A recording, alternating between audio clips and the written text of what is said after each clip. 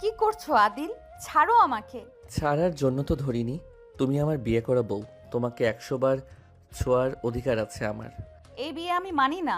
খবরদার আমার সাথে জোর জবরদস্তি করার চেষ্টা করবে না। বিয়ে যখন হয়েছে মানতে তো হবেই। বয়সে আমি তোমার বড়, এটা ভুলে যেও না। ছাড়ো আমাকে। কিন্তু আদিল নীরার কথা শুনল না। নীরার ঠোঁটে ঠোঁট মিলিয়ে দিল। নীরা নিজেকে ছাড়াতে চেয়ে পারছে না। কেন জানি আদিলের স্পর্শ ভালো লাগছে না। কিন্তু মস্তিষ্কে হঠাৎ মনে আসলো মৃত্যুর স্বামীর অনিকের কথা। হঠাৎ আদিলকে জোরে ধাক্কা দিয়ে নিজের থেকে ছাড়িয়ে নিল। আদিল এটার জন্য মোটেও প্রস্তুত ছিল না। অবাক হয়ে নীরার দিকে তাকালো। নীরা জোরে জোরে শ্বাস নিচ্ছে। এমন করছো কেন জান? আমাকে কি নিজের করে নেওয়া যায় না? একটু আদর দিয়ে নিজের করে নাও। এখন তো আমি তোমার স্বামী, বিবাহিত আমরা। অনেক আমার স্বামী। তোমাকে আমি মানি না নিজের স্বামী হিসেবে। অতীত। নীরার বাবা নাজিম তালুকদার আর আদিলের বাবা আসিফ তালুকদার দুজনের প্রাণপ্রিয় বন্ধু ছিল। দুই বাড়িতে দুই বাড়ির সদস্যদের ভালোই আসা যাওয়া চলতো। এই যাতায়াতের মধ্যেই সময়ের সাথে সাথে আদিল বুঝতে পারে সে নীরাকে ভালোবাসে। নীরা তার 2 বছরে বড়, তাতে কোনো সমস্যা ছিল না তার। যখন আদিল ঠিক করে সে নীরাকে নিজের মনের কথা বলবে, ঠিক তখনই একটা কার অ্যাক্সিডেন্টে মারা যায় নীরার বাবা মা। নীরার বাবার মৃত্যুর আগে আদিলের বাবা মাকে বলে যায় দেখে রাখার কথা। সেই কথা রাখতেই অনিকের সাথে বিয়ে দিয়ে নীরাকে নিজেদের বাড়িতে নিয়ে আসেন তারা। এসব দেখে আদিল মনে মনে ভেঙে পড়ল। বাবা মা ও ভাইয়ের দিকে তাকিয়ে এমন ভাব করে যে সেও এই বিয়েতে অনেক খুশি। বিয়ের রাত, নতুন বউয়ের সাজে ঘরের এক কোণে চুপচাপ বসেছিল নীরা। বাবা মাকে হারানোর শোক তখনও পুরোপুরি কাটেনি তার। নতুন জীবনের স্বপ্ন খুব একটা ছিল না, তবুও ভেবেছিল হয়তো অনিকের সাথে ধীরে ধীরে একটা সুন্দর সম্পর্ক গড়ে উঠবে। ঘরের দরজা খুলে ভিতরে ঢুকলো অনিক, কিন্তু তার মুখে হাসি নেই, চোখে মুখে নেই নতুন বিয়ের কোনো উচ্ছ্বাস। বসবেন না? অনিক কোনো উত্তর দিল না। আলমারি থেকে একটা বালিশ আর চাদর বের করে সোফার দিকে ছুঁড়ে দিল। নীলা অবাক হয়ে তাকিয়ে রইল। এগুলো কেন? আজ থেকে তুমি এইখানে ঘুমাবে। মানে? এই বিয়ে আমি করতে চাইনি, বাবা মার জড়াজড়িতে করতে হয়েছে, তাই আমার কাছ থেকে স্বামীর ভালোবাসা আশা করো না। নীরার বুকের ভেতরটা কেঁপে উঠল। যদি বিয়ে করতে না চাইতেন তাহলে আগে বলেননি কেন? এখন বিয়ে যখন করেছেন আমাকে মেনে নিতেই হবে। নীরার কথা শুনে অনিকের চোখ লাল হয়ে যায়। শরীরের সব শক্তি দিয়ে চড় মারে নীরার গালে, তারপর বলে, ভালো করে কথা বলছি বলে বেশি বেড়ে গেছিস তাই না? তোর মতো মেয়ের আমার বউ হওয়ার কোনো যোগ্যতা নেই। শুধু বাবা মায়ের জড়াজড়িতে তোকে বিয়ে করছি আমি। আমার থেকে কোনো কিছু পাওয়ার আশা করলেও তোকে আমি খুন করে ফেলবো। অনিকের চর খেয়ে এবং এমন আচরণ দেখে অবাক হয়ে তাকিয়ে থাকে নীরা। নীরা ছিল বাবা মায়ের একমাত্র আদরের মেয়ে। ওরা কোনোদিন নীরাকে বকবে দূরে থাক একটা ধমক দেয়নি। সেই জায়গায় আজ নিজের স্বামীর এমন আচরণ আশা করেনি নীরা। সেই রাতে ভেঙে গিয়েছিল নীরার সমস্ত স্বপ্ন। দিনের পর দিন অনেক তার সাথে দূরত্ব বজায় রাখলো। সামান্য বিষয় নিয়েও রাগারাগি করত, অপমান করত, এমনকি গায়েও হাত তুলত। নীরা অনেক চেষ্টা করেছে সংসারটা টিকিয়ে রাখতে, কিন্তু অনেক যেন তাকে মেনে নেওয়ার চেষ্টাই করেনি। ওর সামনেই অনেক একটা মেয়ের সাথে কথা বলতো, সেগুলো সাধারণ কোনো কথা থাকতো না, খুব অ্যাডাল্ট কথা বলতো তাদের সাথে। বাবা মা হারানো মেয়েটা সব কষ্ট নিজের মধ্যে লুকিয়ে রাখত। শ্বশুর শাশুড়ি মুখের দিকে তাকিয়ে কিছু বলতো না, মনে মনে ভাবতো হয়তো একদিন ঠিক হয়ে যাবে। কিন্তু সেই দিন আর আসেনি। বিয়ের মাত্র 2 মাস পর বিদেশে কাজের সুযোগ পেয়ে চলে গেল অনিক। যাও দিন নীরার দিকে ভালো করে তাকায়নি সে। দিন কেটে যায়, সপ্তাহ কেটে যায়, কেটে যায় বছর। 2 বছর কেটে যায়, অনেকে কোনো ফোন নেই, কোনো খোঁজ খবর নেই। তারপর একদিন ভয়ঙ্কর একটা খবর এলো। অনেক যে অফিসে কাজ করত সেখানে ভয়াবহ অগ্নিকাণ্ড হয়েছে। নিহতদের তালিকায় ছিল তার নামও। কয়েকদিন পর দেশে পাঠানো হলো একটি ঝলসে যাওয়া মরাদেহ। কিছু জিনিসপত্র দেখে সবাই বিশ্বাস করতে বাধ্য হলো সেটাই অনেক। শোকে ভেঙে পড়েছিল পুরো চৌধুরী পরিবার, কিন্তু সবচেয়ে বেশি নিঃশব্দ হয়ে গিয়েছিল নীরা। যে মানুষটা তাকে কখনো আপন করে নেয়নি, তার মৃত্যুর পরও নীরার চোখের জল থামছিল না। 1 বছর কেটে গেল। এক সন্ধ্যায় আসিফ চৌধুরী ও তার স্ত্রী নীরাকে ডাকলেন। মা, তোমার বয়স এখনো খুব কম, পুরো জীবনটা সামনে পড়ে আছে। নীরা চুপ করে রইল। আমরা চাই না তুমি একা বাকি জীবনটা কাটাও। নীরা তখনই বুঝে গেল তারা কি বলতে চাইছেন। আপনারা কি বলতে চাইছেন? আমার চাই তোমার বিয়ে আবার হোক, আর যদি তুমি রাজি থাকো তাহলে আদিলের সাথেই। নীরা বিস্ময়ে তাকিয়ে রইল। না, এটা কখনো সম্ভব না। জানি মা, হঠাৎ করে মেনে নেওয়াও কঠিন, কিন্তু আমরা তোমাকে মেয়ের মতনই ভালোবাসি। তোমাকে দূরে পাঠাতে মন চায় না, প্লিজ রাজি হয়ে যাও। অনেকবার না বলেছিল নীরা, কিন্তু যাদের সে নিজের বাবা মায়ের মতো সম্মান করে তাদের অনুরোধও উপেক্ষা করতে পারেনি। দীর্ঘ দ্বিধা আর মানসিক লড়াইয়ের পর অবশেষে রাজি হয়েছিল সে।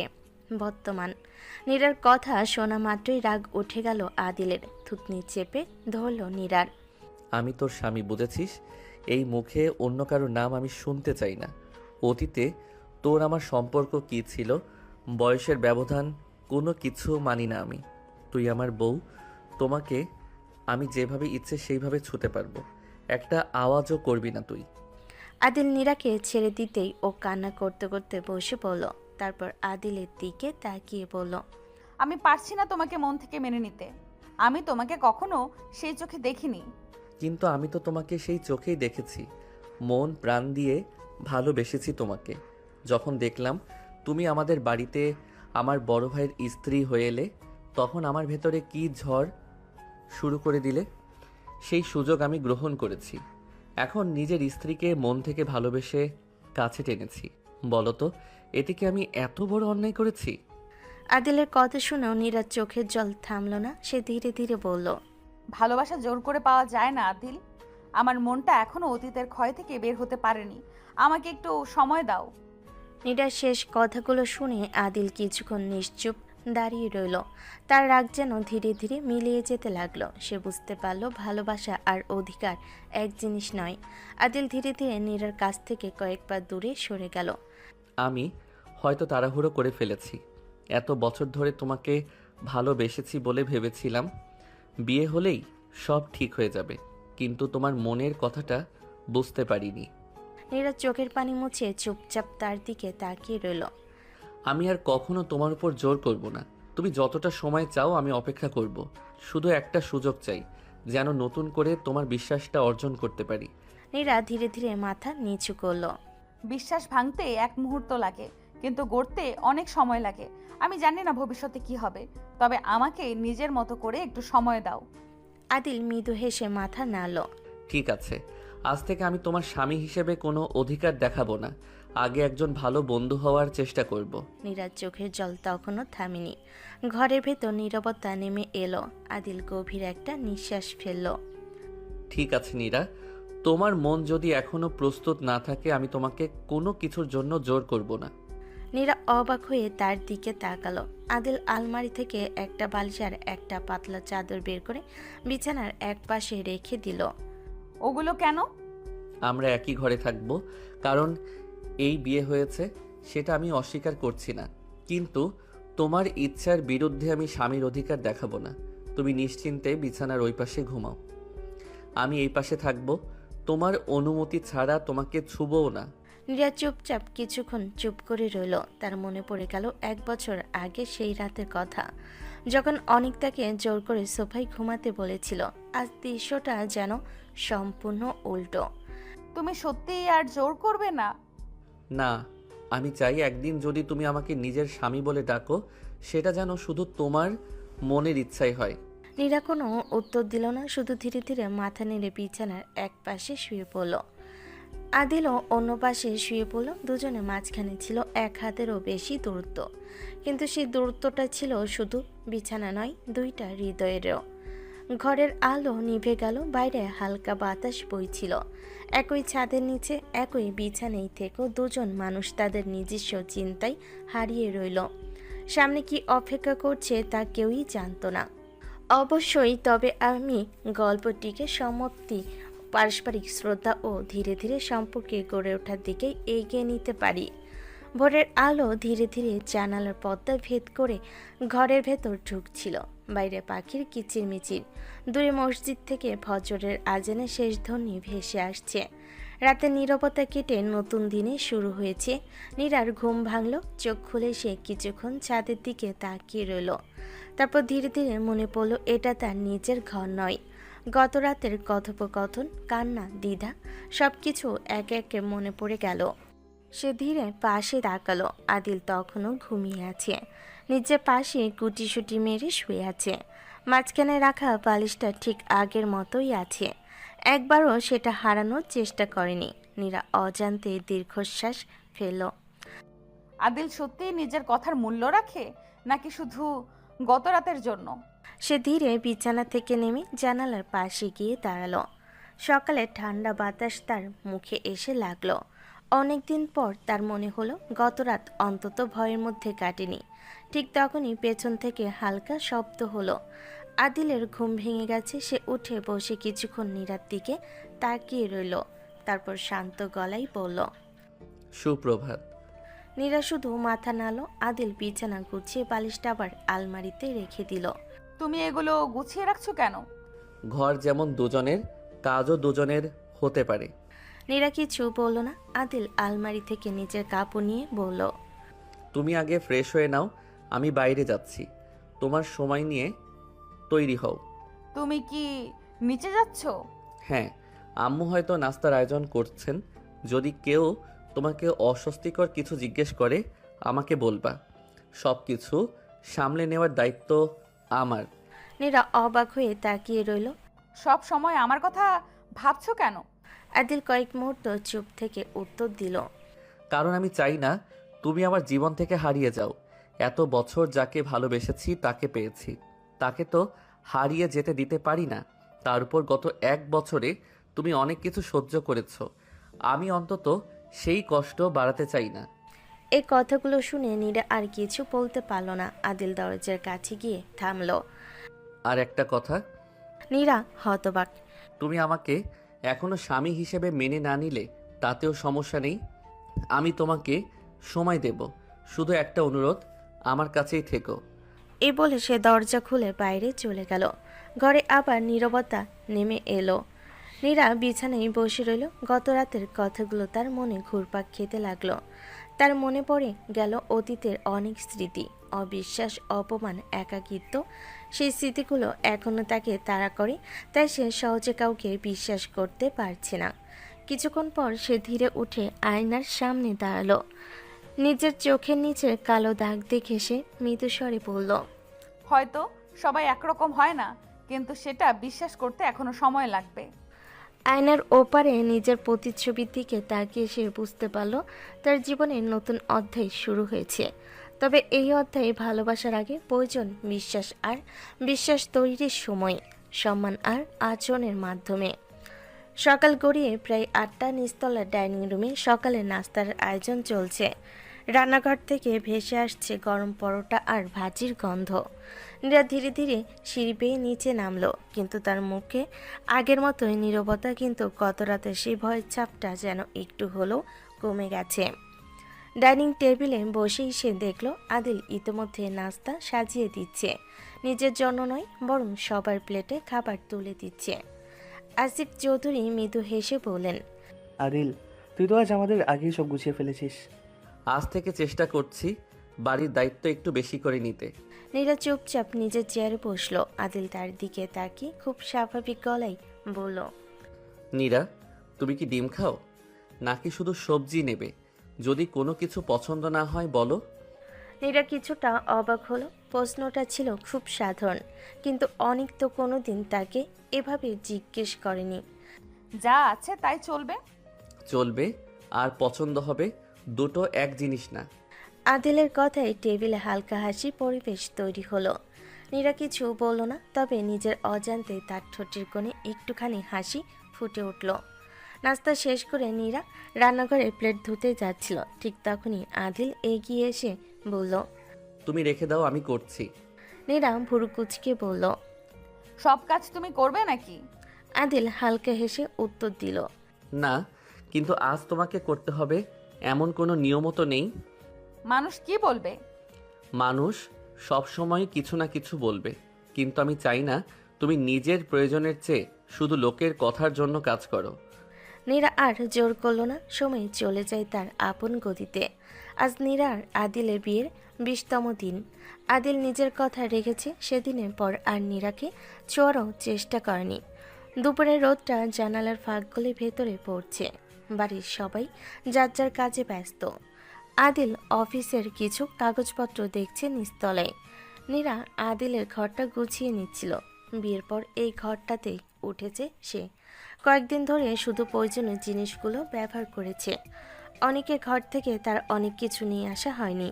নীরা অনেকের ঘর থেকে নিজের অনেক জিনিস নিয়ে আসতে গিয়ে আলমারির উপর একটা কার্টুন দেখতে পাই। ও একটা ছোট্ট কাঠের টুল এনে তার উপর দাঁড়ালো। ধুলো জমে থাকা সেই পুরনো কার্টুন নামাতে গিয়ে হাত ফসকে সেটা মেঝেতে পড়ে গেল। ধপ, কার্টুনের ঢাকনা খুলে গেল।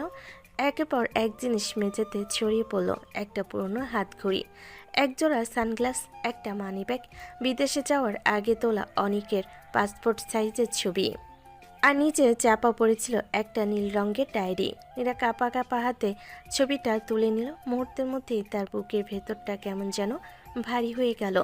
অনেক। সে ধীরে ধীরে মেঝেতে বসে পড়ল। ডায়েরিটা খুলতে ভেতর থেকে একটা বোর্ডিং পাস আর বিদেশের কোম্পানির আইডি কার্ড বেরিয়ে এলো। ওগুলো হাতে নিয়ে নীরার চোখ ভিজে উঠল। তার মনে পড়ে গেল সেই দিনটা। অনেক বিমানবন্দরে যাওয়ার আগে একবারও তার দিকে ফিরে তাকায়নি, একটা বিদায় পর্যন্ত বলেনি। তবুও সে প্রতিদিন অপেক্ষা করত, হয়তো একদিন ফোন করবে, হয়তো বলবে কেমন আছো। সেই ফোন আর আসেনি, এসেছিল শুধু মৃত্যুর খবর। এতদিন শক্ত থাকার চেষ্টা করা নীরা হঠাৎই আজ নিজেকে সামলাতে পারল না। সে ডায়েরিটা বুকের সঙ্গে চেপে ধরে হাউমাউ করে কেঁদে উঠল। ঠিক তখনই বাইরে থেকে শব্দ শুনে আদিল দৌড়ে এলো। দরজাটা আধা খোলা ছিল, সে ভেতরে ঢুকেই থেমে গেল। মেঝে জুড়ে ছড়িয়ে আছে অনেকের জিনিসপত্র, আর মাঝখানে বসে কাঁদছে নীরা। আদিল এক মুহূর্তের জন্য স্থির হয়ে রইল। তার বুকের ভেতরও কষ্ট ঢেউ উঠল, কারণ সে বুঝতে পারল এই কান্না শুধু একজন মৃত মানুষের জন্য নয়, বরং ভেঙে যাওয়া একটা জীবনের জন্য। সে কোনো কথা বলল না। ধীরে ধীরে এসে নীরার থেকে একটু দূরে মেঝেতে বসে পড়ল। দুজনের মাঝখানে প্রায় 2 হাত দূরত্ব। শুধু নীরার কান্নার শব্দে ঘরটা ভারী হয়ে আছে। 5 মিনিট, 10 মিনিট আদিল একবারও কথা বলল না। একবারও বলল না কেঁদো না, একবারও না, সব ঠিক হয়ে যাবে। সে শুধু নীরা পাশে নীরবে বসে রইল। অনেকক্ষণ পরে নীরা নিজেই বলল, তুমি কিছু বলছো না কেন? আদিল উত্তর দিল, কারণ এই মুহূর্তে তোমার কথা শোনা দরকার, আমার কথা শোনার না। নীরা চোখ মুছল, তার কণ্ঠ কাঁপছে। জানো, সবাই ভাবে আমি শুধু মৃত স্বামীর জন্য কাঁদি, একটা দীর্ঘশ্বাস ফেলল। কিন্তু আমি শুধু তার মৃত্যুর জন্য কাঁদি না আদিল। আমি কাঁদি কারণ আমি প্রথমে বাবা মাকে একসাথে হারিয়েছি। তারপর অনেকের সাথে আমার বিয়ে হলো, কিন্তু কোনোদিন স্বামীর ভালোবাসা পাইনি। আমি কাঁদি সেই স্বপ্নটার জন্য যেটা বিয়ের রাতেই শেষ হয়ে গিয়েছিল। আমি কাঁদি সেই মেয়েটার জন্য যে প্রতিদিন ভাবতো হয়তো আগামীকাল সব বদলে যাবে। আদিল চুপচাপ শুনে গেল। তার চোখও ভিজে উঠেছে। সে নীরার দিকে তাকিয়ে প্রশ্ন করল, ভাইয়া তোমাকে কোনোদিন স্ত্রী সম্মান দেয়নি? আমি কখনো অনেককে ঘৃণা করতে পারিনি। কিভাবে করব? সে তো আমার জীবনের প্রথম পুরুষ ছিল। তার সাথে আমার বিয়ে হবে শুনে আমার মনে তার জন্য যে অনুভূতি তৈরি হয়েছিল সেটা কোনো অন্যায় বা পাপ ছিল? আমি তার কাছে শুধু একটা উত্তর জানার ছিল, আমি কি এমন ভুল করেছিলাম যে মানুষটা আমাকে এত অপছন্দ করত? কথাগুলো বলতে বলতে সে আবার ভেঙে পড়ল। আদিল নিজের 2 হাত শক্ত করে মুঠো করল। তার খুব ইচ্ছে হচ্ছিল নীরার মাথায় হাত রেখে সান্ত্বনা দিতে, কিন্তু সে নিজেকে থামিয়ে দিল। মনে মনে বলল, না, ও নিজে থেকে না চাইলে আমি কিছুই করব না। কিছুক্ষণ পরে সে ধীরে বলল, একটা কথা বলবো? নীরা মাথা নাড়ল। তুমি কোনো ভুল করনি। নীরা তাকালো। ভাইয়া মানুষে অমানুষের মতো আচরণ করেছে, তার দোষ তোমার নয়। তুমি যথেষ্ট চেষ্টা করেছিলে, কিন্তু একটা সম্পর্ক একা একজন মানুষ টিকিয়ে রাখতে পারে না। নীরা নিঃশব্দে শুনছিল। আর একটা কথা, সে একটু থামল। আমি চাই না তুমি তোমার অতীত ভুলে যাও। কারণ সেটা তোমার জীবনের অংশ। আমি শুধু চাই সেই অতীত যেন তোমার ভবিষ্যৎটা কেড়ে না নেয়। নীরার চোখ দিয়ে আবার জল গড়িয়ে পড়ল, কিন্তু এবার সেই কান্নার মধ্যে আগের মতো অসাধ্য ছিল না, ছিল একটা অদ্ভুত শান্তি, অতীত থেকে বের হয়ে আসার ক্ষুদ্র চেষ্টা। সে ধীরে ধীরে অনেকের ছবিটা বাক্সে রেখে দিল, তারপর প্রথমবার নিজের ইচ্ছায় বাক্সটা আদিলের দিকে বাড়িয়ে দিয়ে বলল, এগুলো তুমি কি আলমারিতে তুলে রাখবে? আজ আমার দ্বারা আর হবে না। আদিল বাক্সটা হাতে নিল, এক মুহূর্ত চুপ থেকে বলল, যেদিন তুমি চাইবে সেদিন এগুলো আবার দেখো, আর যদি কোনো দিন না দেখতে চাও তাহলেও এগুলো থাকবে, কারণ স্মৃতি লুকিয়ে ফেললে মুছে যায় না। নীরা মৃদু মাথা নাড়ল। আদিল বাক্সটা আলতো করে আলমারির উপর রেখে দিল। বেরিয়ে যাওয়ার আগে সে শুধু বলল, তুমি যদি একা থাকতে চাও আমি নিচে আছি, আর যদি মনে হয় কাউকে দরকার শুধু একবার ডাক দিও। সে দরজাটা আস্তে করে বন্ধ করে বেরিয়ে গেল। দরজাটা বন্ধ হওয়ার পর নীরা দীর্ঘক্ষণ স্থির হয়ে বসে রইল। আজ প্রথমবার সে অনুভব করলো কেউ তাকে বদলে দিতে চাইছে না, কেউ তার অতীত কেড়ে নিতে চাইছে না, শুধু একজন মানুষ ধৈর্য ধরে তার পাশে দাঁড়িয়ে আছে। নীরা জানালার বাইরে তাকিয়ে আস্তে করে বলল, আদিল তুমি সত্যিই অন্যরকম। তার নিজের অজান্তেই আদিলের প্রতি জমে থাকা দূরত্বটা আরেকটু কমে গেল। কয়েকদিন পরের ঘটনা। সকাল থেকেই চৌধুরী বাড়িতে ব্যস্ততা। আজ আসিফ চৌধুরীর এক ঘনিষ্ঠ আত্মীয়র ছেলের গায়ে হলুদ। পরিবারের সবাই সেখানে যাবে। নীরা নিজের ঘরে আলমারির সামনে দাঁড়িয়েছিল, কি পরবে বুঝতে পারছিল না। রঙিন শাড়িগুলোর দিকে তাকিয়ে আবার হাত সারিয়ে নিল। শেষ পর্যন্ত একটি হালকা রঙের সাদামাটা শাড়ি বের করলো। ঠিক তখনই দরজায় হালকা টোকা পড়ল। ভিতরে আসতে পারি? নীরা দরজা খুলে দিতেই আদিল ঘরের ভেতর এসে বলল, আম্মু বললেন সবাই প্রস্তুত আছে, তোমার যদি কোনো সাহায্য লাগে। না, আমি পারবো। আদিল মাথা নেড়ে চলে যেতে গিয়েও থেমে গেল। একটা কথা বলি, বলো। আজ কেউ যদি এমন কিছু বলে যাতে তোমার খারাপ লাগে, একা সহ্য করার চেষ্টা করবে না, উত্তর দিয়ে আসবে, দরকার পড়লে আমাকে জানাবে। নীরা অবাক হয়ে তার দিকে তাকালো। সবাইকে কি থামাতে পারবে? না, কিন্তু কেউ তোমাকে অপমান করলে চুপ করে দাঁড়িয়ে থাকবো না। কথাটা বলে সে বেরিয়ে গেল। কিছুক্ষণ পর অনুষ্ঠানে সবাই পৌঁছালো। চারিদিকে আলো, সাজসজ্জা আর মানুষের কোলাহল। নীরা চুপচাপ এক কোণে দাঁড়িয়েছিল। হঠাৎ কয়েকজন আত্মীয় তার দিকে তাকিয়ে নিজেদের মধ্যে ফিসফাস শুরু করে দিল। ওই যে চৌধুরী বাড়ির বড় ছেলের বউ ছিল না? হ্যাঁ, বিয়ের কয় মাস যেতে না যেতেই ওই বাড়ির বড় ছেলেকে খেয়েছে, এখন আবার ছোট ছেলের বউ হয়েছে। এমন বিয়েও হয় নাকি? মানুষকে বলবে, লজ্জা শরম কিছু নেই নাকি? তাদের কথাগুলো নীরার কানে স্পষ্ট পৌঁছালো। সে মাথা নিচু করে অন্যদিকে চলে যেতে চাইছিল। ঠিক তখনই একজন সরাসরি বলেই ফেল, তোমার কি লজ্জা করে না এক ভাইয়ের পর আরেক ভাইয়ের সাথে শুইতে? মুহূর্তে চারপাশ নিস্তব্ধ হয়ে গেল। নীরা যেন মাটির সঙ্গে মিশে যেতে চাইছিল। ঠিক সেই সময় পেছন থেকে শান্ত কিন্তু দৃঢ় কণ্ঠ ভেসে এলো, একটু দাঁড়ান। সবাই তার দিকে তাকালো। আদিল ধীরে ধীরে নীরার পাশে এসে দাঁড়ালো, তবে তাকে স্পর্শ করলো না। আপনারা আমার স্ত্রীকে নিয়ে কথা বলছেন? কেউ উত্তর দিল না। একটা কথা মনে রাখবেন, একজন মানুষ জীবনে কত কষ্ট পেয়েছে সেটা না জেনে বিচার করা খুব সহজ, কিন্তু সেটা ন্যায়ের কাজ নয়। একজন আত্মীয় বিরক্ত হয়ে বলল, সত্যি বলতে হলে পুরো সত্যি বলতে হয়। আমার ভাই মারা যাওয়ার পর এই মেয়েটা 1 বছর ধরে আমাদের বাড়িতে থেকেও কখনো নিজের কষ্টের কথা বলেনি। বাবা মাকে হারিয়েছে, স্বামীকে হারিয়েছে, তবু সবার সম্মান রেখেছে। আমার বাবা মায়ের কথা রাখতে এই বিয়েতে রাজি হয়েছে। সে সব কথা বাদ, কোথায় লেখা আছে একটা মেয়ে তার প্রথম স্বামী মারা গেলে দ্বিতীয় বিয়ে করতে পারবে না? আর যদি সে নতুন জীবন শুরু করার চেষ্টা করে তাতে লজ্জার কি আছে? লোকজন চুপ হয়ে গেল। আদিল আবার বলল, আপনারা যদি তাকে সম্মান দিতে না পারেন অন্তত অসম্মান করবেন না, কারণ তাকে অসম্মান করা মানে আমার পরিবারকে অসম্মান করা। চারপাশে নীরবতা নেমে এলো। কেউ আর একটি কথাও বলল না। নীরা এতক্ষণ মাথা নিচু করে দাঁড়িয়েছিল, তার চোখ ভিজে উঠেছে। অনুষ্ঠান শেষ হওয়ার আগেই সে চুপচাপ বাড়ি ফিরে এলো। নিজের ঘরে ঢুকে দরজা বন্ধ করে দিল।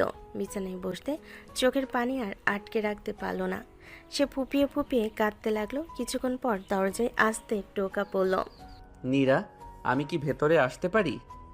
নীরা কোনো উত্তর দিল না। আদিল আবার বলল, আমি ভেতরে আসছি না, শুধু একটা কথা বলতে এসেছি।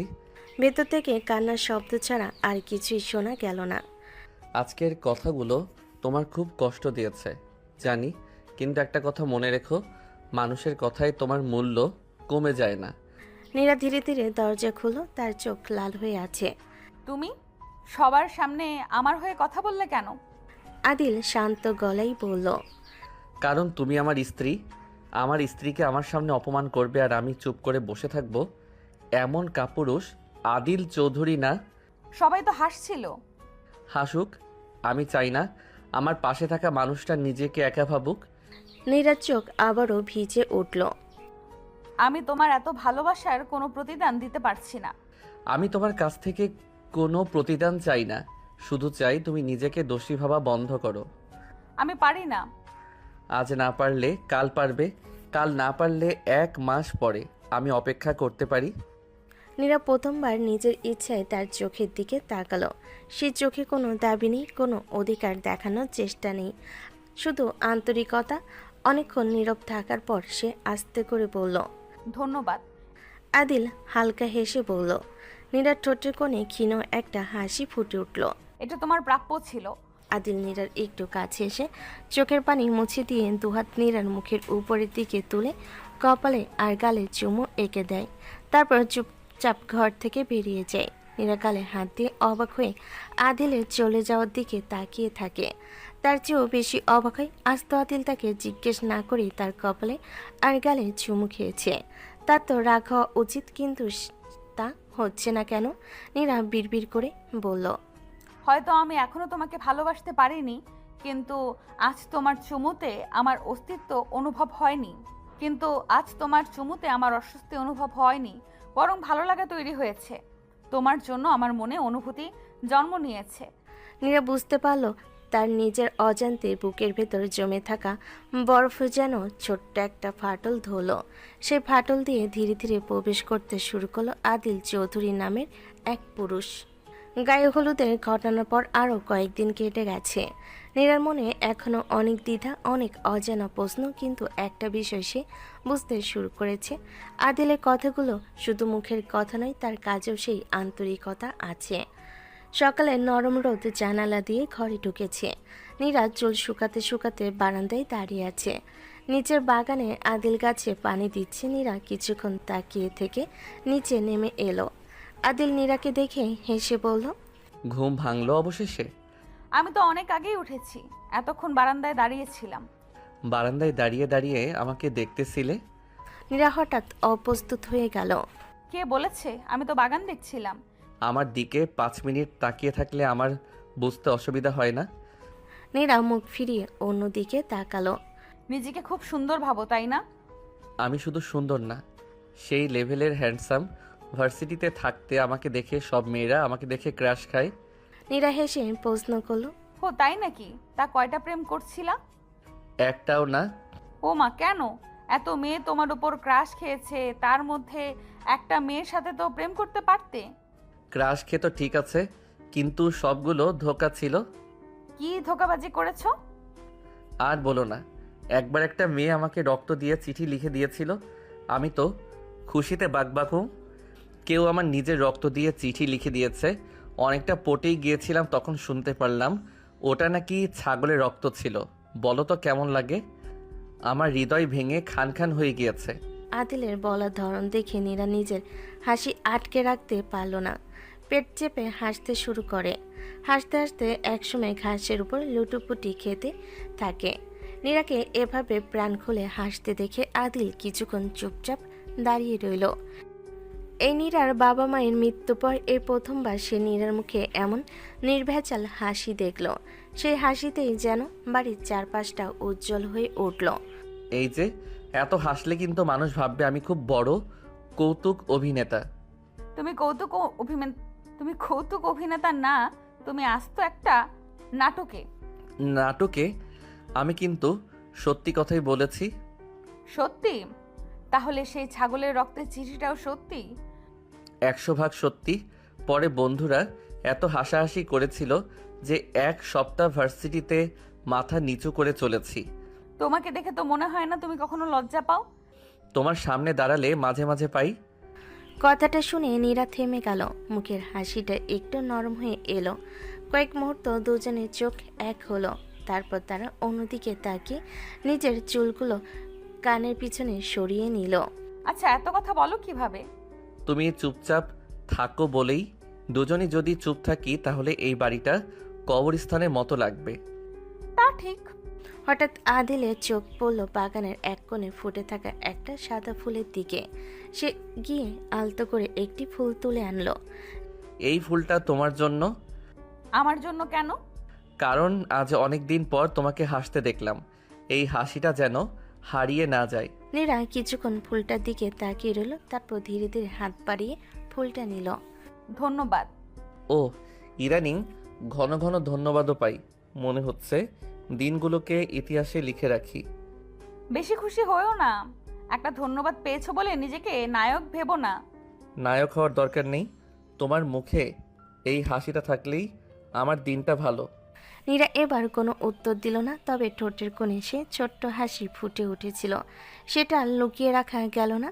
দূর থেকে হালকা বাতাস এসে দুজনের মাঝের অস্বস্তিটুকু যেন একটু একটু করে উড়িয়ে নিয়ে গেল। নতুন সম্পর্কের পথটা এখনও দীর্ঘ, কিন্তু আজ সেখানে প্রথমবারের মতো স্বস্তির একটা ছোট্ট আলো জ্বলে উঠল। নীরা দুপুরে রান্নাঘরে চা বানাচ্ছিল। আদিল চুপচাপ এসে দরজায় ভর দিয়ে দাঁড়ালো। 1 কাপ চা কি এই গরিব ছেলেটাও পেতে পারে? গরিব? হ্যাঁ, কারণ আমাকে তো কেউ নিজের হাতে চা বানিয়ে দেয় না, নিজে একা একাই খাচ্ছে। নীরা কাপ এগিয়ে দিল। নাও। আদিল এক চুমুক দিয়ে মুখ কুঁচকে ফেলল। কি হলো? চিনি কোথায়? নীরা বিস্মিত হয়ে আদিলের হাত থেকে কাপ নিয়ে চুমুক দিল। কই, সব কিছু একদম ঠিকই আছে। আদিল নীরার হাত থেকে কাপটা নিয়ে চুমুক দিয়ে বলল, এখন একদম পারফেক্ট হয়েছে। তোমার ঠোঁটের ছোঁয়ায় চা এখন অমৃত হয়ে গিয়েছে। আবার শুরু হলো। আমি রান্না করব, বিরক্ত করো না, এখান থেকে যাও। আদিল ভদ্র ছেলের মতো রান্নাঘর থেকে বের হয়ে যায়, তবে বের হতে হতে বিড়বিড় করে বলল, কবে যে ওই ঠোঁটের ছোঁয়া নিজের ঠোঁট পাবো? আদিল কথাগুলো আস্তে বলল, নীরা শুনতে পায়। যা শুনে লজ্জায় নীরার গাল দুই লাল হয়ে যায়। সে সাথে নীরা বুঝতে পারে সে আস্তে আস্তে আদিলের প্রেমে পড়ছে। রাতে ঘুমানোর আগে আদিলের বই পড়ার অভ্যাস। বিছানার উপর বসে বই পড়ছিল নীরা। নিচে বিছানা পেতে শুয়ে আছে আদিল। হঠাৎ বিদ্যুৎ চলে যাওয়ায় পুরো ঘর অন্ধকার হয়ে গিয়েছে। আদিল শোয়া থেকে উঠে ডয়ার থেকে একটা ছোট্ট টর্চ বের করে জ্বালিয়ে দিল। তারপর কয়েকটা মোমবাতি এনে টেবিলে রাখলো। নাও, এখন পড়তে পারবে। তুমি উঠে গেলে কেন? তুমি পড়ো, আমি এখানেই আছি, দরকার পড়লে ডাকো। নীরা কিছুক্ষণ তাকিয়ে রইল, তারপর বইটা পাশে রেখে প্রথমবার নিজের ইচ্ছেই বলল, এখন পড়তে ইচ্ছে করছে না, এদিকে বসো না, গল্প করি। আদিল অবাক হয়ে তাকালো। আমাকে বলছো তোমার সাথে গল্প করতে? হ্যাঁ। আদিল বিছানার অন্য পাশে যথেষ্ট দূরত্ব রেখে বসে পড়ল। দুজন অনেকক্ষণ ছোটবেলার গল্প, স্কুলের দুষ্টামি আর পূর্ণস্মৃতি নিয়ে কথা বলল। হাসতে হাসতে কখন যে সময় কেটে গেল কেউ টেরি পেল না। ঘুমানোর আগে নীরা আদিলের হাত ধরে আস্তে করে বলল, জানো আদিল, আগে মনে হতো তোমার পাশে থাকলে অস্বস্তি লাগবে। আদিল চুপচাপ শুনছিল, কিন্তু এখন মনে হয় তোমার পাশে থাকলে মনটা শান্ত থাকে। আদিলের চোখে আনন্দের ঝিলিক ফুটে উঠল, তবু সে মৃদু হেসে বলল, এই কথাটাই আজকের সবচেয়ে বড় উপহার। নীরা লজ্জায় মাথা নিচু করে ফেলল। তার ঠোঁটে কোণে ধীরে ধীরে ফুটে উঠল এক টুকরো মিষ্টি হাসি। ঘরে মোমবাতিগুলো ধীরে ধীরে শেষ হয়ে আসছে। বাইরে হালকা বাতাসে জানালার পর্দা তুলছে। গল্প করতে করতে কখন যে রাত আরও গভীর হয়ে গেছে কেউ খেয়ালই করেনি। আদিল নিচে বিছানা পেতে আবারও শুতে যাবে, ঠিক তখনই নীরা আস্তে করে ডাক দিল, আদিল, হুম? একটা কথা বলবো, কিছু মনে করবে না তো? তোমার কোনো কথাই মনে করি না, বলো। তুমি প্রতিদিন নিচে শুয়ে থাকো কেন? কারণ তুমি স্বস্তিতে থাকো, সেটাই চাই। তোমার অস্বস্তির কারণ হতে চাই না। কিন্তু আজ মনে হচ্ছে সেটার দরকার নেই। আদিল হতবাক হয়ে নীরার দিকে তাকিয়ে রইল। নীরা চোখ নামিয়ে নিজের আঙ্গুল নিয়ে খেলতে লাগলো। মানে? তুমি চাইলে আজ থেকে নিচে নয় বিছানায় শুতে পারো, আমার অস্বস্তি লাগবে না। কথাটা বলতে বলতে নীরার গাল লাল হয়ে উঠল। সে একবার আদিলের দিকে তাকাতে পারছিল না। তুমি নিশ্চিত? না, আমাদের বিয়ে হয়ে গিয়েছে, বাকি জীবন একসাথেই থাকতে হবে। এখন থেকে আমরা আমাদের সম্পর্কটা স্বাভাবিক করার চেষ্টা করব। নীরা কথাটা বলতেই আদিলের মুখে আনন্দের ঝিলিক ফুটে উঠল। তবে সেই আনন্দের মাঝেও সে নিজেকে সামলে রাখল। নিচে রাখা নিজের বালিশটা হাতে তুলে নিয়ে এক লাফে বিছানায় উঠে বসতেই নীরা হেসে ফেলল। এই যে এত তাড়াহুড়ো কিসের? মনে হচ্ছে অনেক দিন ধরে ওই সুযোগের অপেক্ষায় ছিলে। অনেক দিন? আরে বিয়ের প্রথম রাত থেকে অপেক্ষা করছি, তবে সাহস করিনি। ভাবছিলাম যদি বউ মশাই আবার রাগ করে আমাকে দরজার বাইরে পাঠিয়ে দেয়। আমি কি এতটাই ভয়ঙ্কর? আগে ছিলে। তোমার একটা কড়া চোখের তাকানোই যথেষ্ট ছিল আমার সব সাহস উধাও করার জন্য। মিথ্যেবাদী, সারাক্ষণ তো শুধু কথা বলো। কথা না বললে তোমার মুখে হাসি ফুটতো? নীরা কোনো উত্তর দিল না, শুধু হালকা করে মাথা নাড়ল। তার চোখে মুখে আজ আর আগে সেই অস্বস্তি নেই। দুজনেই বিছানার দুই পাশে শুয়ে পড়ল। মাঝখানে বেশ খানিকটা ফাঁকা জায়গা। এই মাঝখানে জায়গাটা দেখে মনে হচ্ছে এখানে একটা ছোটখাটো নদী বয়ে যাচ্ছে। ভালোই তো, নিরাপদ দূরত্ব।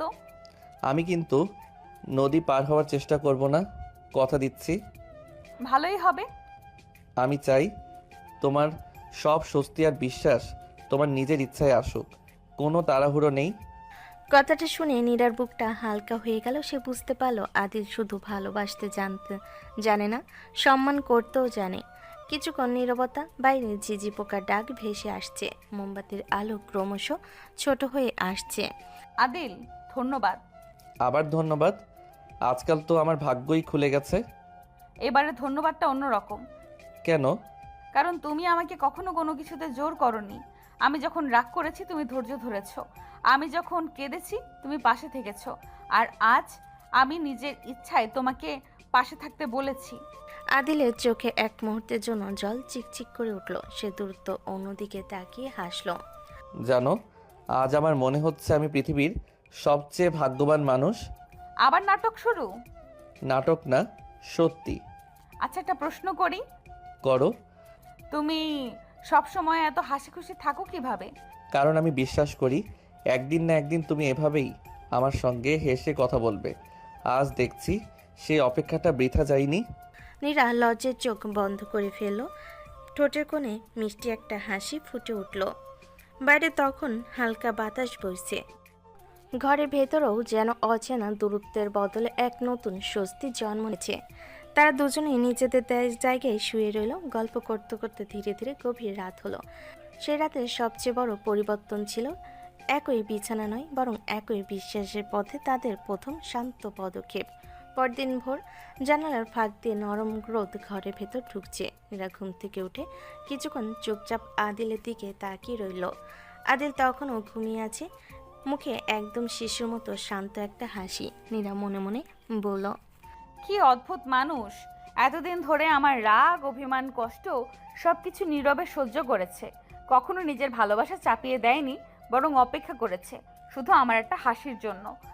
নীরার বুকের ভেতরটা কেমন যেন হালকা কেঁপে উঠল। নিজের অজান্তে তার ঠোঁটে একটা মিষ্টি হাসি ফুটে উঠল। ঠিক তখনই আদিলের ঘুম ভেঙে গেল। আরে আজ তো দেখি ঘুম ভাঙতে একজন সুন্দরী মানুষকে সামনে দেখতে পাচ্ছি।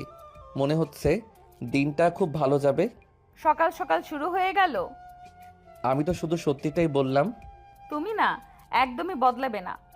বদলানোর ইচ্ছাও নেই, তবে একটা জিনিস বদলেছে। কি? আগে সকালে উঠলে তোমার মুখে শুধু রাগ দেখতাম, এখন হাসিও দেখতে পাই। নীরা কিছু না বলে নিচে নেমে গেল, কিন্তু তার বুকের ভেতরটা অদ্ভুত এক আনন্দে ভরে উঠল। দেখতে দেখতে কেটে গিয়েছে 4 মাস। নীরা আর আদিলের সম্পর্ক আর 5টা দম্পতির মতো না হলো এখন অনেকটাই স্বাভাবিক। দুজন সারা দুষ্টামিতে মেতে থাকে। আদিল নীরাকে সারাক্ষণ কিছু না কিছু বলে বিরক্ত করে। আদিলের বাবা মা ওদের খুনসুটি দেখে অনেক খুশি। তারা বুঝতে পারছে আদিল ও নীরার সম্পর্ক আস্তে আস্তে স্বাভাবিক হচ্ছে। সকালের নাস্তা শেষ হয়েছে কিছুক্ষণ আগে। বাড়ির সবাই যার যার কাজে ব্যস্ত। নীরা রান্নাঘরে থালা বাসন গুছিয়ে রাখছে। আদিল বাইরের উঠোনে মোটরসাইকেলটা পরিষ্কার করছে। মাঝে মাঝে সে রান্নাঘরের দিকে উকি দিচ্ছে। নীরা সেটা খেয়াল করলেও কিছু বলল না। তবে আজ আর বিরক্তিও লাগছে না, মনে মনে হাসছে। পরদিন আদিল কিছুক্ষণ পর আদিল রান্নাঘরের দরজায় এসে দাঁড়ালো। ম্যাডাম, একটা দরকার ছিল। কি দরকার? আজ বিকেলে একটু বাইরে যাবে? কোথায়? সেটা এখনই বলে দিলে সারপ্রাইজ থাকবে। তোমার সারপ্রাইজ মানে কোনো না কোনো দুষ্টুমি। আরে না, আজ একদম ভদ্র ছেলে হয়ে থাকবো। কোনো দুষ্টুমি না, কোনো বাড়াবাড়ি না, শুধু তোমাকে নিয়ে একটু ঘুরে আসবো। আমি তো এমনিতেই খুব একটা বাইরে যাই না। সবাই আমাকে দেখলে অনেক রকম কথা বলে।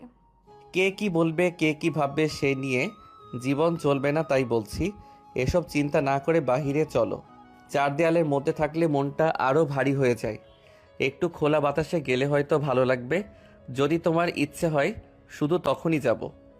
যদি তোমার ইচ্ছে হয়, এই কথাটা নীরার কানে বারবার বাজলো। আদিল সবসময় তার সিদ্ধান্তকে গুরুত্ব দেয়। নীরা কিছুক্ষণ চুপ থেকে বলল, আচ্ছা যাব। সত্যি? এত অবাক হচ্ছ কেন? কারণ ভাবিনি এত সহজে রাজি হয়ে যাবে। আমি তো না শুনে একটা বড় বক্তৃতা দেওয়ার প্রস্তুতি নিয়ে এসেছিলাম। আমার বক্তৃতা শুনতে আমার একদম ভালো লাগে না। আচ্ছা, তাহলে আজ থেকে বক্তৃতা বন্ধ। সেটা তুমি পারবে না। ঠিক ধরেছ। 5 মিনিট চুপ থাকলে আমার দম বন্ধ হয়ে আসে। নীরা আবারও হেসে ফেল। আদিল মনে মনে বলল, এই হাসিটা আল্লাহ যেন কোনো দিন মুছে না যায়। বিকেলে নরম রোদ। নীরা একটা হালকা আকাশি রঙের একটা সালোয়ার কামিজ পরে বেরিয়ে এলো। খোলা চুল, হালকা বাতাস লাগছে। তাকে দেখে আদিল কয়েক সেকেন্ড চুপ করে রইল। এইভাবে তাকিয়ে আছো কেন? ভাবছি তোমাকে নিয়ে বাইরে গেলে সবাই আমার দিকেই তাকাবে। কেন? কারণ সবাই ভাববে এত সুন্দর একজন মানুষের পাশে দাঁড়িয়ে থাকা ছেলেটা নিশ্চয়ই অনেক ভাগ্যবান। তুমি প্রশংসা করতে একটুও ক্লান্ত হও না? সত্যি কথা বলতে ক্লান্তি লাগে না। তোমার কথাগুলো বিশ্বাস করা কঠিন। আজ না হয় কঠিনই থাক, একদিন সহজ হয়ে যাবে। আদিল মোটরসাইকেলের পাশে গিয়ে হেলমেটটা এগিয়ে দিল। এই নাও, আগে এটা পরো। তুমি? আমারটাও আছে। নিরাপত্তার ব্যাপারে কোনো ছাড় নেই। নীরা অবাক হয়ে হেলমেট হাতে নিল। সে ভেবেছিল আদিল হয়তো শুধু ঘুরতে যাওয়ার কথাই ভাববে, কিন্তু প্রথমেই তার নিরাপত্তার কথা ভেবেছে। তুমি সত্যিই অন্যরকম। এটা প্রশংসা? হয়তো। বাহ, আজকে তো একদিনেই অনেক বড় বড় পুরস্কার পেয়ে গেলাম। নীরা মাথা নেড়ে হেসে মোটরসাইকেলে উঠে বসলো। কিছুটা ইতস্তত করে সে পেছনে বসলো। আদিল ইঞ্জিন চালু করার আগে শুধু একবার বলল, আমাকে ধরে বসো, নয়তো আমি বাইক টান দিলে তুমি পড়ে যাবে। হুম। নীরা আদিলকে পেছন থেকে শক্ত করে জড়িয়ে ধরে। আদিল মুচকি এসে মোটরসাইকেল চালু করে। আদিলের মোটরসাইকেল এগিয়ে যেতে থাকলো, সেই সাথে দুজনের সম্পর্ক আরও এক ধাপ এগিয়ে যায়। ঘোরাঘুরি শেষে নীরা বিকালে নাস্তা রেডি করতে রান্নাঘরে যায়। আদিলের মা বারবার নিষেধ করলেও কথা শোনেনি। নীরার নাস্তা বানাতে বানাতে বারবার আদিলের কথাগুলোই মনে পড়ছে। নীরা মনে মনে বলল, আমি কি তাহলে আদিলকে ভালোবেসে ফেলেছি? নিজেই প্রশ্ন করলো, নিজেই উত্তর দিল। হ্যাঁ, ভালোবেসে ফেলেছি। না হলে ওকে না দেখলে এত খারাপ লাগবে কেন? ওর হাসি দেখলে আমার এত ভালো লাগে কেন? ওর কথা ভাবতেই মনটা এত শান্ত হয়ে যায় কেন? নীরা হাঁড়িতে নাড়তে নাড়তে হঠাৎ নিজের অজান্তেই হেসে ফেল। ঠিক তখনই পাশ দিয়ে যাচ্ছিল আদিল। কি ব্যাপার, একা একা হাসছো কেন? আমাকে নিয়ে কোনো ষড়যন্ত্র হচ্ছে নাকি? না, কিছু না। কিছু তো আছেই, তবে থাক, যখন বলতে ইচ্ছে করবে তখন বলো। এই কথাটাই যেন নীরাকে আরও সাহস দিল। বিকেলের দিকে ছাদে হালকা বাতাস বইছে। ছাদ বাগানে থাকা ফুলের গন্ধে চারপাশ ভরে গেছে। নীরা বারবার সিদ্ধান্ত নিচ্ছে আজকেই বলবে। আর লুকিয়ে লাভ নেই। মানুষটা এতদিন ধরে নিজের অনুভূতি লুকিয়ে রেখেছিল শুধু আমার জন্য। আজ আমার পালা। নীরা ধীরে ধীরে বাগানের দিকে হাঁটতে লাগলো। আদিল গাছ নিয়ে ব্যস্ত ছিল। নীরাকে ওর সামনের দিকে আসতে দেখে জিজ্ঞেস করলো, এই যে আজ নিজে থেকে এদিকে? হ্যাঁ, তোমার সঙ্গে একটা কথা ছিল। এত সিরিয়াস মুখ কেন? আমি আবার কোনো অপরাধ করেছি নাকি? না, আজ তুমি শুধু আমার কথা শুনবে, মাঝে একটাও কথা বলবে না। আচ্ছা, কথা দিলাম। নীরা গভীর একটা নিঃশ্বাস নিল। বুকের ভেতর হৃদস্পন্দন যেন হঠাৎ স্পষ্ট শোনা যাচ্ছে। আদিল, তুমি জানো আমার অতীত কি, আর আমাদের বিয়েটা কোন পরিস্থিতিতে হয়েছে? আমি সত্যি বলছি, আমি প্রথমে এই বিয়েটা মন থেকে মেনে নিতে পারিনি। তোমাকে দেখলেই আমার রাগ হতো।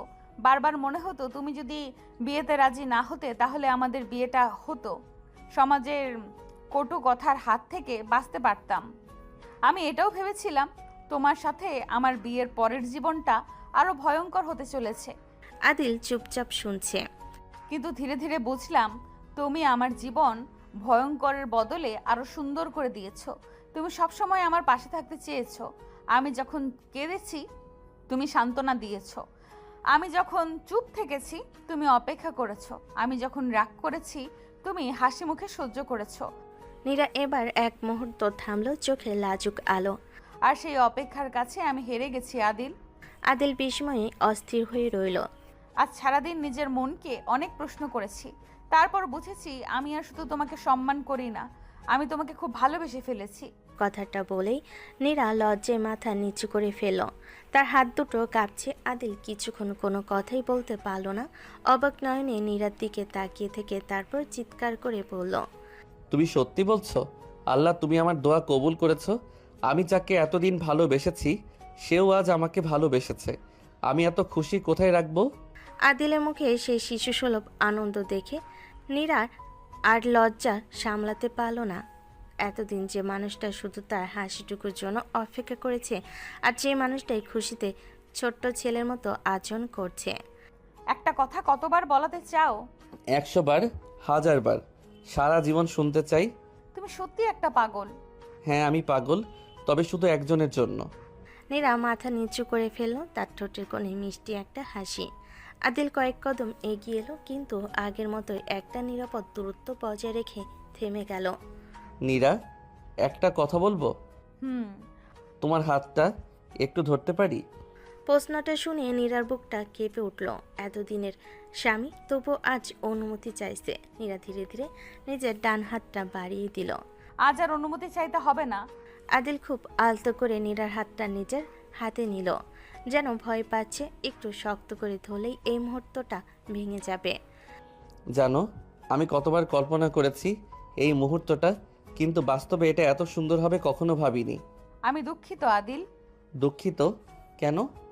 তোমাকে অনেক কষ্ট দিয়েছি, অনেক রাগ করেছি, অনেক কটু কথা বলেছি। তুমি যদি সেদিন আমার উপর রাগ করতে তাহলে হয়তো আজ আমি এই মানুষটাকে চিনতেই পারতাম না। তুমি জানো আমি কেন কখনো রাগ করিনি? কেন? কারণ আমি জানতাম তুমি আমার উপরে রাগ করনি। তুমি রাগ করেছিলে তোমার ভাগ্যের ওপর, তোমার পরিস্থিতির উপর। আমি যদি তখন তোমার রাগের জবাবে রাগ করতাম তাহলে তোমার কষ্টটা আরও বেড়ে যেত। নীরার চোখ ভিজে উঠল। সে আর নিজেকে সামলাতে পারল না। সে ধীরে ধীরে এক পা এগিয়ে এসে আদিলের বুকের উপর মাথা রেখে দাঁড়ালো। ধন্যবাদ আমার জীবনে আসার জন্য। আদিল এক মুহূর্তের জন্য স্থির হয়ে গেল, তারপর খুব সাবধানে খুব সম্মানের সঙ্গে নীরা মাথায় আলতো করে হাত রাখলো। আলহামদুলিল্লাহ, আজ মনে হচ্ছে আমার সব অপেক্ষার দাম পেয়ে গেলাম। দুজনে কিছুক্ষণ নিশ্চুপ দাঁড়িয়ে রইল। চারপাশে শুধু বাতাসের শব্দ আর ফুলের মিষ্টি গন্ধ। কিছুক্ষণ পরে নীরা নিজে একটু সরে দাঁড়ালো। আচ্ছা, এত খুশি হয়েছো, এখন কি করবে? অনেক কিছু করার ইচ্ছে হচ্ছে। যেমন? প্রথমে দৌড়ে গিয়ে আম্মুকে বলি, আম্মু, আপনার বৌমা অবশেষে আমাকে ভালোবাসে। আদিলের কথা শেষ হতেই নিচতলা থেকে আদিলের মায়ের ডাক ভেসে এলো। আদিল, নীরা, তোরা কোথায়? দেখে যা কে এসেছে। দুজনে চমকে উঠল। নীরা তাড়াতাড়ি নিজের চোখ মুছে নিল। আদিল হালকা এসে নীরার দিকে তাকালো। হঠাৎ করে মা ডাকলো কেন? চলো দেখি কে এসেছে। এবার আর কোনো দ্বিধা না করে আদিল আলতো করে নীরার হাতটা ধরল। নীরাও হাতটা ছাড়িয়ে নিল না। দুজন পাশাপাশি সিঁড়ি বেয়ে নিচে নামতে লাগলো। আদিলে মনে হচ্ছিল আজকের এই মুহূর্তটাই তার জীবনের সবচেয়ে সুন্দর মুহূর্ত। কিন্তু ড্রয়িং রুমে পা রাখতে আদিলের মুখের হাসিটা মুহূর্তে মিলিয়ে গেল। তার হাতটা ধীরে ধীরে নীরার হাত থেকে আলগা হয়ে গেল। সামনে দাঁড়িয়ে থাকা মানুষটাকে দেখে যেন সময় থেমে গেল। নীরাও অবাক হয়ে তাকিয়ে আছে। আদিল স্তব্ধ, কারণ তাদের সামনে দাঁড়িয়ে আছে অনিক। কয়েক সেকেন্ড কেউ কোনো কথা বলতে পারল না। অনিকের চোখ ধীরে ধীরে নিচের দিকে নামলো। তার দৃষ্টি গিয়ে থামলো কয়েক মুহূর্ত আগের একসাথে থাকা আদিল আর নীরার হাতের দিকে। তার চোখ মুহূর্তে লাল হয়ে উঠল, মুখের পেশিগুলো শক্ত হয়ে গেল। আদিল, তুই? আদিল কিছু বলার আগেই অনিক ঝড়ে বেগে তার দিকে এগিয়ে এলো। তুই আমার স্ত্রীর হাত ধরার সাহস পেলে কি করে? আদিল কি বলবে বুঝতে পারছে না। আদিলকে চুপ থাকতে দেখে অনেকের আগে মুষ্টিবদ্ধ হাত তুলে আদিলকে খুশি মারতে গেল। ঠিক তখনই অনেক দাঁড়াও। অনেকের হাত মাঝ আকাশেই থেমে গেল। সে বিস্মিত হয়ে বাবার দিকে তাকালো। আব্বু, আপনি আমাকে থামাচ্ছেন কেন? আপনার ছোট ছেলেকে দেখুন, আমার স্ত্রীর হাত ধরে। একটা কথা আর বলবে না? ড্রয়িং রুমে নীরবতা নেমে এলো। অনেক কিছু বুঝতে পারছে না। কিন্তু আব্বু, কোথায় ছিলে এতদিন তুমি? আমাদের কাছে তো তোমার মৃত্যুর খবর এসেছিল, সেই সাথে কিছুদিন পর একটা ঝলসে যাওয়া মৃতদেহ। ওটার সাথে কিছু জিনিসপত্র দেখে আমরা বিশ্বাস করতে বাধ্য হয়েছি তুমি মৃত। তোমার জানাজা হয়েছে, সেই সাথে তোমার একটা কবর হয়েছে আমাদের পারিবারিক কবরস্থানে। আর তুমি যাকে এখনও তোমার স্ত্রী বলছো, সে এখন আর তোমার স্ত্রী নয়। মানে? তোমার চলে যাওয়ার পর অনেক কিছু বদলে গেছে। তোমার মৃত্যু খবরের 1 বছর পর আমি আর তোমার মা নীরা আর আদিলের বিয়ে দিয়েছি। কথাটা শুনে অনেক যেন পাথর হয়ে গেল। তার চোখ বিস্ফোরিত, মুখ শুকিয়ে গেছে। সে অবিশ্বাস নিয়ে কখনো বাবার দিকে, কখনো নীরার দিকে, আবার কখনো আদিলের দিকে তাকাতে লাগলো। না, এটা হতে পারে না। ড্রয়িং রুমে এমন নীরবতা নেমে এলো যেন কারোর নিঃশ্বাসের শব্দ শোনা যাচ্ছে। নীরা একদম স্থির, তার চোখ বিস্ফোরিত, মুখে কোনো অভিব্যক্তি নেই, যেন মুহূর্তের মধ্যে তার চারপাশের পৃথিবী থেমে গেছে। না, এটা হতে পারে না। নীরা আমার স্ত্রী, ও আমার ছাড়া অন্য কারোর হতে পারে না। বাস্তবতা মেনে নাও অনেক। তোমার মৃত্যুর খবর আমরা নিজেরা তৈরি করিনি। অফিস থেকে খবর এসেছিল, সরকারি কাগজপত্র এসেছিল, তোমার জিনিসপত্র এসেছিল, আমরা তোমার জানাজাও করিয়েছি। আমি মারিনি, আমি বেঁচে আছি। তাহলে আমার স্ত্রীকে অন্য কারোর সঙ্গে বিয়ে দিলেন কিভাবে? যখন একজন মানুষকে মৃত ঘোষণা করা হয়, তখন তার পরিবার সেই বিশ্বাস নিয়েই সামনে এগোয়। আমরা নীরের পুরো জীবনটা একা নষ্ট হতে দিতে চাইনি। আমার অনুমতি ছাড়া আমার স্ত্রী বিয়ে দিলেন? ভাইয়া, চুপ, একদম চুপ। তুই একটা কথাও বলবি না। আদিল আর কোনো উত্তর দিল না। সে শুধু নীরব হয়ে দাঁড়িয়ে রইল। আমি তোকে নিজের ভাই ভাবতাম, আর তুই আমার স্ত্রীর স্বামী সেজে বসে আছিস। আমি কখনো কারো সংসার ভাঙতে চাইনি। তাই বলে বিয়ে করলি কেন? কারণ সবাই বিশ্বাস করেছিল তুমি আর বেঁচে নেই। আর এই সিদ্ধান্ত শুধু আমার ছিল না। তুই না বলতে পারতিস। হয়তো পারতাম, কিন্তু তখন মনে হয়েছিল নীরাকে নতুন করে বাঁচার একটা সুযোগ দেওয়া দরকার। নতুন জীবন? আমার স্ত্রীকে বিয়ে করাই ছিল সেই নতুন জীবন। যথেষ্ট হয়েছে অনেক।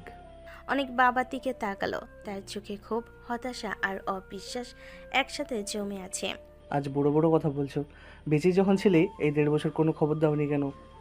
আমি? উত্তর দাও। ফোন করেছিলে, একটা চিঠি লিখেছিলে, একটা খবর পাঠিয়েছিলে?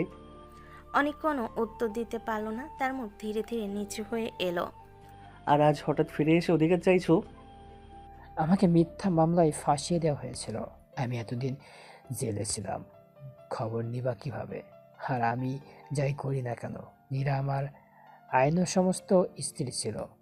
তার চেয়ে বড় কথা, প্রথম স্বামীর জীবিত অবস্থায় মেয়েদের দ্বিতীয় বিয়ে বৈধ হয় না। আদিলও নীরার বিয়ে এখনো বৈধ হয়নি। ভাইয়া, রাগ করাটা স্বাভাবিক, কিন্তু দয়া করে এখন উত্তেজিত হয়ে কোনো সিদ্ধান্ত নিও না। তুই আমাকে শেখাবি? ঘরের ভেতর বাতাস যেন আরো ভারী হয়ে উঠল। কেউ আরো কোনো কথা বলছে না। শুধু নীরা একই জায়গায় নিশ্চুপ দাঁড়িয়ে আছে, তার চোখ খোলা, কিন্তু সে কিছুই দেখছে না। চারপাশের প্রতিটি শব্দ তার কানে পৌঁছাচ্ছে, অথচ সে কোনো প্রতিক্রিয়া দেখাতে পারছে না। আদিল নীরার দিকে একবার তাকালো, তার বুকটা হু হু করে উঠল। এই মুহূর্তে সবচেয়ে বড় ধাক্কাটা নীরা পেয়েছে। ঠিক তখনই কথাগুলো যখন নীরাকে নিয়েই হচ্ছে, তাহলে ওকেই ডিসিশন নিতে দেওয়া হোক। নীরাই ঠিক করবে ও কার সাথে থাকবে। আমি 2 মায়ের মধ্যে কোনো ঝামেলা চাই না। আদিলের মায়ের কথা শুনে সবাই একসাথে নীরার দিকে তাকালো। সবাই যখন নীরার দিকে উত্তরে আসায় তাকিয়ে আছে, তখন নীরা সামনের একটা রুমে গিয়ে সজোরে দরজা আটকে দেয়। দরজার সাথে সাথে বন্ধ হয়ে যায় আদিলের মনে সব আশা। আদিল ভেবেছিল আজ নীরা তাকে বেছে নেবে, কিন্তু নীরা এভাবে কিছু না বলে চলে গেল। তাহলে কি সে এখনো নীরার মনে নিজের জন্য জায়গা তৈরি করতে পারেনি? দরজাটা বন্ধ হওয়ার শব্দে পুরো বাড়িটা যেন নিস্তব্ধ হয়ে গেল। ড্রয়িং রুমে উপস্থিত কেউ আর কোনো কথা বলল না। প্রত্যেকেই বুঝতে পারছিল এই মুহূর্তে সবচেয়ে বড় যুদ্ধটা নীরার ভিতরেই চলছে। সেদিনটা কেটে গেল, তারপর রাত, তারপর আবার নতুন সকাল। কিন্তু পুরো একদিন পেরিয়ে গেলেও নীরা নিজের ঘরে দরজা খুলল না। সকাল থেকে বারবার দরজার সামনে গিয়ে দাঁড়িয়েছে আদিল, কিন্তু প্রতিবারই দরজা হাত তুলে আবার নামিয়ে নিয়েছে। তার মনে হচ্ছে নীরা যদি সত্যি অনেককে বেছে নেয়, তাহলে সে আর কোনোদিন নীরার সামনে দাঁড়াবে না। সে শুধু চায় নীরা যেন নিজের ইচ্ছায় সিদ্ধান্ত নেয়। আদিল, কিছু খেয়েছিস? আদিল মাথা নাড়ল। খিদে নেই আম্মু। আদিলের মা দীর্ঘশ্বাস ফেলেন। আদিলের বাবা আসিফ চৌধুরী ছেলের দিকে তাকিয়ে রইলেন। একদিনের মধ্যে যেন ছেলেটা অনেক শুকিয়ে গেছে, চোখের নিচে কালি পড়েছে, মুখে সে চিরচেনা হাসিটাও নেই। তাদের ভুলে আজ তাদের হাসি খুশি ছেলেটার আজ এই অবস্থা।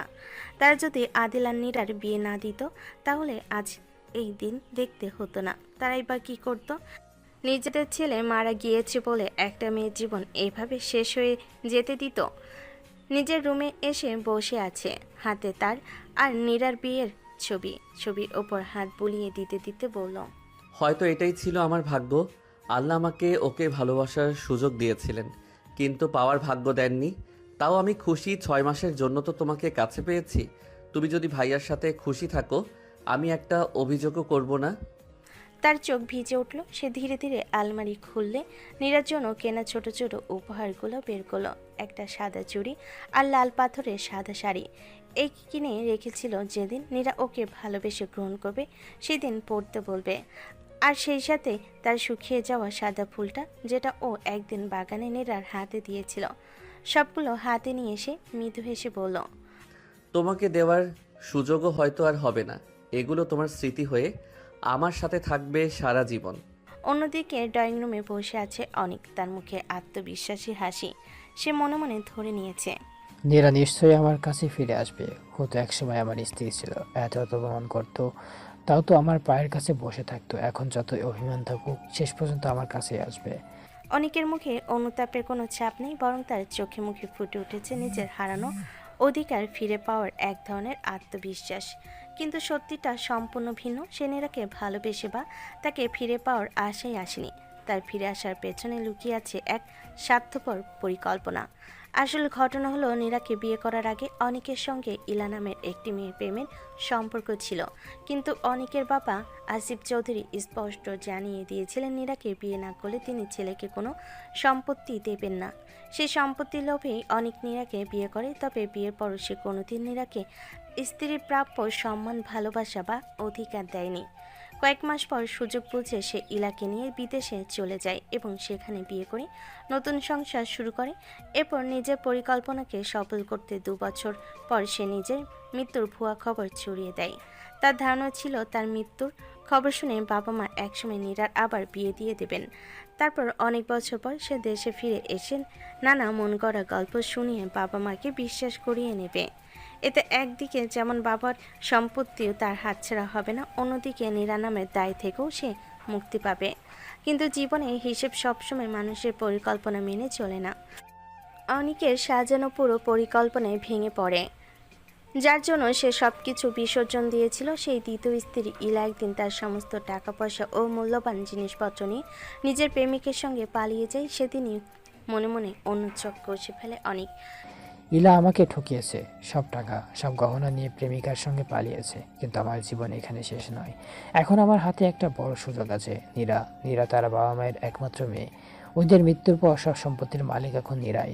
যদি আবার নীরাকে নিজের জীবনে ফিরিয়ে আনতে পারে, তাহলে সে সম্পত্তির উপর আমার অধিকার তৈরি হবে। সে আয়নার সামনে দাঁড়িয়ে নিজের চেহারা ঠিক করতে থাকে। এবার আমাকে বদলে যাওয়ার স্বামীর অভিনয় করতে হবে, অনুতপ্ত হতে হবে। চোখের পানি আনতে হবে, সবাইকে বিশ্বাস করাতে হবে যে আমি শুধুই নীরাকে ভালোবাসি। একবার নীরা আমাকে ক্ষমা করে দিলেই বাকিটা খুব সহজ হবে। বর্তমান দুপুর গড়িয়ে বিকেল। আদিলের মা খাবারের ট্রে নিয়ে নীরার দরজার সামনে এলেন। আস্তে করে দরজায় নক করলেন। মা, একটু দরজা খোলো। কোনো উত্তর নেই। সারাদিন কিচ্ছু খাওনি, অন্তত একটু পানি খাও। তবু কোনো ভেতর থেকে শব্দ এলো না। তার চোখ ভিজে উঠল। দূরে দাঁড়িয়ে সব দেখছিল আদিল। সে ধীরে ধীরে এগিয়ে এলো, মায়ের হাত থেকে ট্রেটা নিয়ে দরজার সামনে মেঝেতে রেখে দিল। তারপর দরজার দিকে তাকিয়ে খুব শান্ত গলায় বলল। নীরা, কয়েক সেকেন্ড নীরবতা। তোমার উপর অনেক বড় চাপ পড়েছে। তুমি যেই সিদ্ধান্ত নাও না কেন আমি সেটা মেনে নেব। বিশ্বাস করো, আমি একটু অভিযোগ করব না তোমার কাছে।